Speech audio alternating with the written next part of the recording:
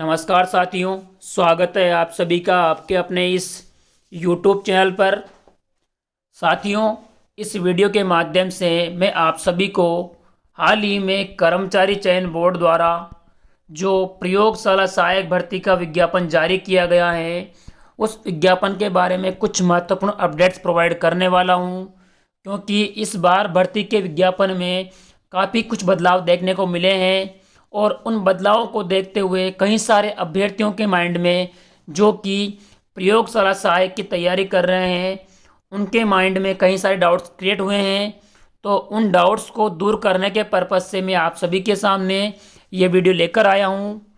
तो जो भी डाउट्स आपके माइंड में हैं उनको क्लियर करने के लिए आप सभी इस वीडियो को अंत तक देखें, ताकि जो भी डाउट्स आपके हैं वो क्लियर करने का प्रयास कर पाऊँ। दोस्तों, सबसे पहली बात तो आप जान लीजिए दोस्तों कि इस भर्ती का जो फॉर्म है वो 25 मार्च से भरने शुरू हो जाएंगे और फॉर्म भरने की जो अंतिम डेट है वो होगी 23 अप्रैल। सबसे मुख्य बात आप सभी के लिए ये होनी चाहिए कि फॉर्म भरना शुरू कब होंगे, और फॉर्म भरने में देरी ना करें। जिस भी अभ्यर्थी को फॉर्म भरना है वो तिथि प्रारंभ होने के कुछ ही दिनों में अपने फॉर्म फिल कर दे, क्योंकि अंत के दिनों में कई बार साइट चलने में समस्या आती है, तो कई सारे अभ्यर्थी फॉर्म भरने से चूक जाते हैं। अब सबसे मुख्य डाउट जो आप सभी के माइंड में होगा वो ये होगा कि अब तक जो दो भर्तियां आई हैं 2016 और 2018 में प्रयोगशाला सहायक की, उन दोनों भर्तियों में क्लियर एंड स्पष्ट रूप से ये लिखा गया था कि प्रयोगशाला सहायक के इतने पद हैं और नॉन टीएसपी के इतने पद हैं और टीएसपी के इतने पद हैं। परंतु इस बार कोडवार पदों को बांटा गया है और इसमें प्रयोगशाला सहायक, उसके बाद में कनिष्ठ प्रयोगशाला सहायक, और इस प्रकार से 7 वर्ग यहाँ बांटे गए हैं। और पहली बार ऐसा हुआ है कि आर्ट्स वाले अभ्यर्थियों को भी अलग से इस प्रयोगशाला सहायक भर्ती में शामिल किया जाएगा। ये आपको यहाँ से समझ जाना चाहिए। पद कोड 01 से 05 तक केवल साइंस वर्ग वाले अभ्यर्थी शामिल होंगे, परंतु पद कोड 06 और 07 के लिए केवल और केवल आर्ट्स वर्ग वाले जिन अभ्यर्थियों के 12वीं कक्षा में सब्जेक्ट के रूप में भूगोल अथवा गृह विज्ञान रहा होगा, उन्हीं अभ्यर्थियों को इन दोनों पदों के लिए शामिल किया जाएगा। अब यहाँ पर अब तक जो भर्तियाँ आई थी उनमें केवल इतना लिखा था प्रयोगशाला सहायक भर्ती, परंतु इस बार यहाँ पर अलग कर दिया गया है। जो कोड संख्या 05 है उस पे पद का नाम लिखा हुआ है कनिष्ठ प्रयोगशाला सहायक। इसका तात्पर्य समझ में आपको आगे आएगा।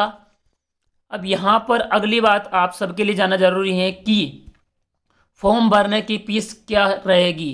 तो कर्मचारी चयन बोर्ड के लिए हर आवेदन की जो फीस है वो 250 से 450 तक होती हैं। कई सारे अभ्यर्थी फॉर्म फिल करते वक्त 2.5 लाख से कम इनकम शो करके 250 रुपये अपनी फीस खर्च करते हैं, परंतु इन सभी विद्यार्थियों को चयन के उपरांत समस्या का सामना करना पड़ता है, क्योंकि चयन के उपरांत केवल और केवल उन्हीं अभ्यर्थियों को इनकम सर्टिफिकेट शो करना होता है जिनकी इनकम 2.5 लाख से कम होती है। तो जिन अभ्यर्थियों की पेरेंट्स की इनकम 2.5 लाख से ऊपर है वो 2.5 लाख से कम इनकम शो ना करे, क्योंकि आपको इनकम सर्टिफिकेट में 80 से 120 रुपये का खर्चा होना तय है। तो फालतू परेशान होने से अच्छा है कि आपकी जो इनकम है 2.5 लाख से अधिक शो कर दें, उसमें कोई इशू आने वाली बात नहीं रहेगी, परंतु आगे आपको चयन के उपरांत परेशान नहीं होना पड़ेगा। अगली जानकारी आप सभी के लिए ये है दोस्तों यहाँ पर कि वेतनमान क्या रहेगा। तो वेतनमान को लेकर पहले अब तक जितनी भर्तियां हुई हैं 16 और 18 में, उन भर्तियों में प्रयोगशाला सहायक का वेतनमान था L8 अर्थात 2800 ग्रेड पे, परंतु इस बार अलग अलग कैडर बांटा गया है, L5 और L8। अब L5 में कौन आएंगे, तो अभी आपको बताया गया था कि कनिष्ठ प्रयोगशाला सहायक, तो केवल कनिष्ठ प्रयोगशाला सहायक वाले अभ्यर्थियों को L5 कैडर में शामिल किया जाएगा, बाकी सभी अभ्यर्थियों को L8 कैडर दिया जाएगा। ऐसा पहली बार किया गया है कि प्रयोगशाला सहायक में भी कैडर बांटे गए हैं, अन्यथा अब तक जो 2 भर्तियां पूर्ण हुई हैं, दोनों भर्तियों में प्रयोगशाला सहायक को एक ही कैडर में और एक ही प्रकार से भर्ती का आयोजन करके शामिल किया गया था। अब योग्यता क्या रहेगी, यहाँ भी आप सबके लिए बहुत महत्वपूर्ण बात है कि पद कोड 1 के लिए साइंस वाले अभ्यर्थी, जो कि मैंने आपसे कहा था, पद कोड 2 के लिए भी साइंस वाले अभ्यर्थी, उसके बाद में पद कोड 6 और 7 के लिए ज़्यादा अभ्यर्थी डाउट में होंगे। तो पद कोड 6 के लिए आप यहाँ पर स्पष्ट देख लीजिए, मान्यता प्राप्त बोर्ड से भूगोल विषय के साथ 12वीं करना अनिवार्य है, अथवा गृह विज्ञान विषय से 12वीं करना अनिवार्य है।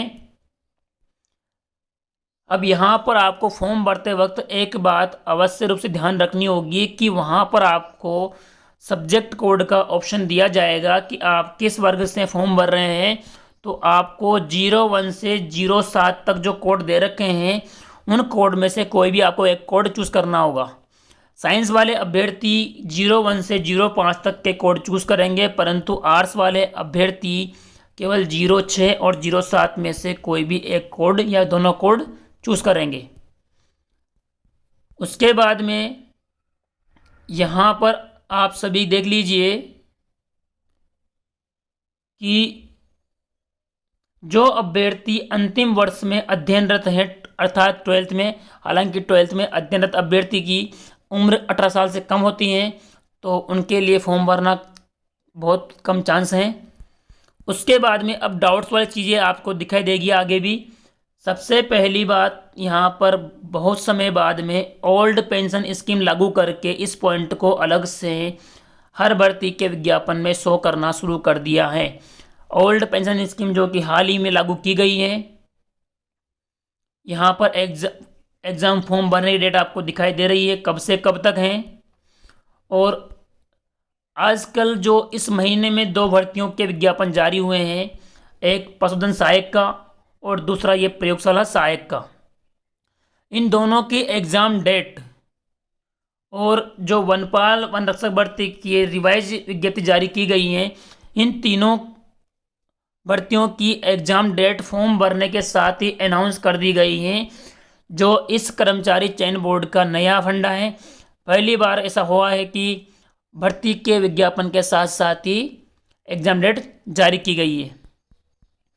इसके बाद में मुख्य बात यहाँ देख लीजिएगा, आवेदक जिस कैटेगरी में है उसी कैटेगरी में अपना फॉर्म भरें, क्योंकि कई बार आप सभी को समस्याओं का सामना करना पड़ता है और कई सारे अभ्यर्थी जो अपने क्षेत्र में या बहुत सारे अदर स्टेट के अभ्यर्थी जो अपना फॉर्म भरते हैं, तो वो अपने स्टेट में किस श्रेणी में आते हैं और यहाँ राजस्थान में उनकी श्रेणी अलग होती है।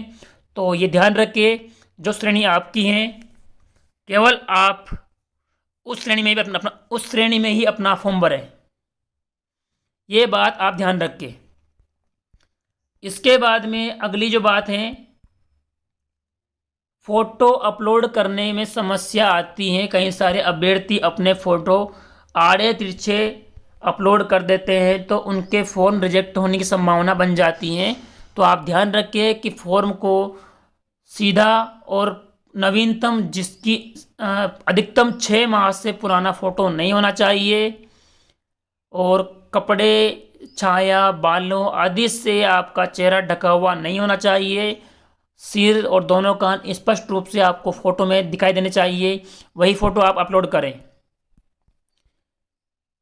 उसके अलावा अगर कोई अभ्यर्थी का फॉर्म भरते वक्त कोई गलती रह जाती है, तो उन्हें ऑनलाइन अलग से 300 रुपये डिपॉजिट करके फॉर्म में संशोधन करने की प्रक्रिया फॉर्म भरने के बाद चालू की जाएगी। तो कोई अभ्यर्थी जिसके फॉर्म में कोई मिस्टेक हो जाती है तो वो चिंतित ना हो। हालांकि 300 रुपये अतिरिक्त खर्च होंगे, लेकिन वो अभ्यर्थी की जो समस्या है उनका समाधान करने के लिए ये प्रक्रिया चालू कर रखी है। इसके बाद में यहाँ पर आपको सिलेबस की जानकारी, तो यहाँ पर नए पैटर्न का जो सिलेबस है वो अभी तक जारी नहीं किया गया है। तो जैसे सिलेबस जारी होगा उसको मैं आप सभी को हमारा जो टेलीग्राम चैनल का लिंक है वो मैं आपको इस वीडियो के डिस्क्रिप्शन बॉक्स में प्रोवाइड करूँगा। वहाँ से आप इस भर्ती का जो नया सिलेबस है और जो नया पैटर्न है वो आपको मिल जाएगा। अब नया पैटर्न होने की क्या संभावना है ये भी आप स्पष्ट रूप से जान लें, क्योंकि ये आपके लिए जानना बहुत ज़रूरी है कि इस एग्ज़ाम का जो नया पैटर्न है वो क्या होने वाला है। तो जैसा कि मेरा अनुमान है कि इस भर्ती का जो नया पैटर्न है उसमें आर्ट्स वाले अभ्यर्थियों के लिए अर्थात ज्योग्राफी और होम साइंस के जो अलग से पद निकाले गए हैं उनके लिए इस पेपर में एक अलग से वर्ग दिया जाएगा।